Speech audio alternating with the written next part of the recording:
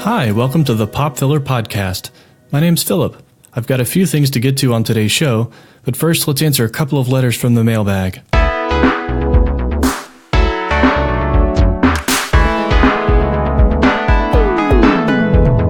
This letter is from Charlotte K. She writes, I love going to my local Cineplex and playing video games in the lobby. Just kidding, I go there to see movies. However, I might go too much because I feel like I've seen the Paisley Onion trailer about 50 times in the last 6 months. Are you seeing this one a lot too?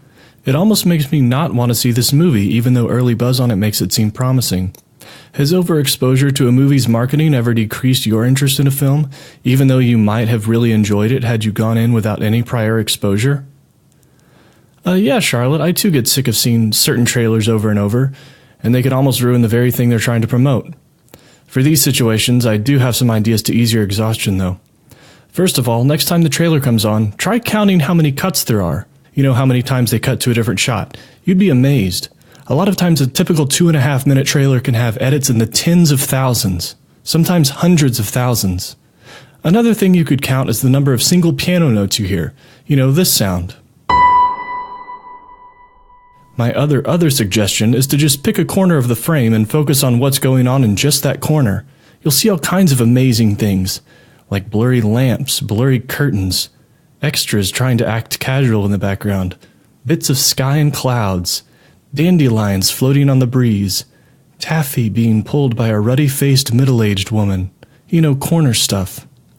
Which corner should you look at, though? Well, you can pick almost any corner, but I'd suggest the following based on genre. Look at the top right corner of the frame for horror, period dramas, and mumblecore trailers. For thrillers and martial arts films, look to the bottom right. Let's see, buddy comedies, fish-out-of-water comedies, action comedies, animated comedies, dramedies, dark comedies, look at these, and documentaries, look in the top left corner. Hardcore pornography trailers, also top left. For musicals, why don't you just shut up and listen for once? Now what about the bottom left corner, you might be asking?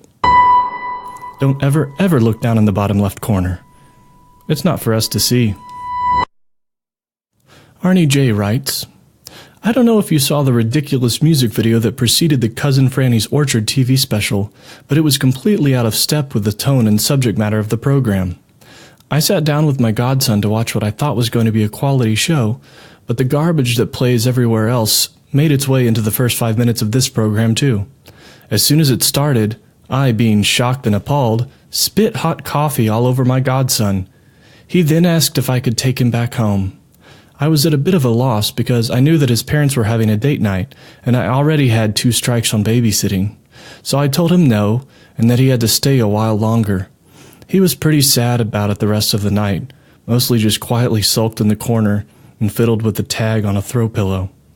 Sounds like a fun night with your godson, Arnie. I saw the music video too. I don't think it was that bad though.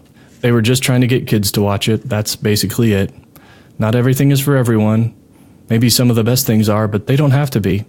Frankly, it's a strange thing to be that up in arms about. A lot of people, and I'm not talking about you here, Arnie, they like to stew in their own rage over a little piece of pop fluff, and they're practiced at getting worked up over something that doesn't really matter.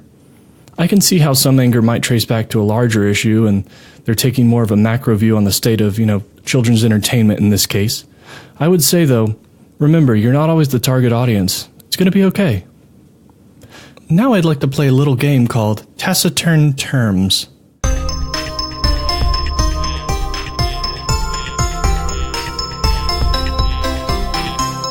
This is a simple yet deeply challenging guessing game of words. Here's the setup. Prior to this recording, I've written down a single word on a piece of paper and sealed it in an envelope. Now, I'm the only one who has any knowledge of what's written down on this piece of paper. With me so far? Now, here's where the challenge comes in. It will now, right now, be on me to guess the word written down on the piece of paper in that envelope. And to make it even trickier, I'll only have 10 seconds to guess. All right, are we ready? 13 seconds on the clock, please, Friedrich. All right, 10 seconds to guess the word, and begin. Pumpernickel, salami, Swiss, cheese, Russian, dressing, lettuce, tomato. Are those purple onions? Yes, please. Did I say pumpernickel? Rats. Well, I didn't guess the word. Well, it's too bad, but I think that I did order a very delicious sandwich. All right, let's open the envelope here. See what the answer was. The mystery word is obsequious. Well, that's it for taciturn terms.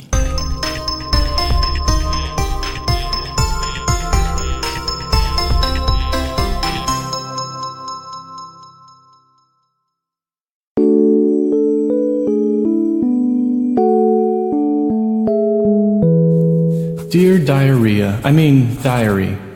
You know what? No. Dear diarrhea. Earlier this afternoon, I got my shoelace stuck in one of the casters of my office chair.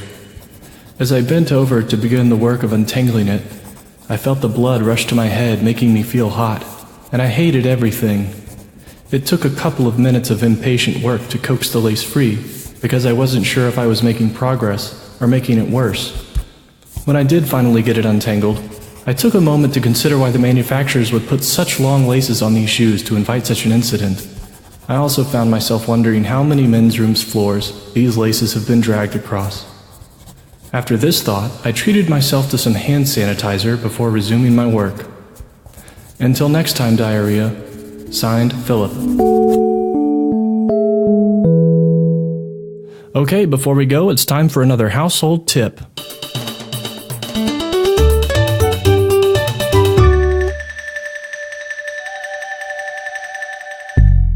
Now, I like to keep a hat just inside the garage, just outside the back door. It's my outside hat for when I go do little chores or run casual errands, like when I'm raking up leaves or mowing the lawn or throwing away garbage that I once looked at as having some sort of sentimental value, but it's really just junk. Let's say you're doing some yard work and you meander into someone else's yard with a lawnmower. Sound familiar yet? They might think, who's that guy mowing zigzag patterns into our St. Augustine? And then their spouse or child or friend or mistress will reply from the other room, Huh? I don't know. What's he look like? Well, he's wearing a hat that looks pretty worn out, like it's the hat he wears when he's outside. Well, you're right about that, neighbor from 5 houses over. So again, this week's tip. Keep an outside hat available near the door. Okay, that's it for another pop filler. Thanks for listening, and remember, you'll be fine.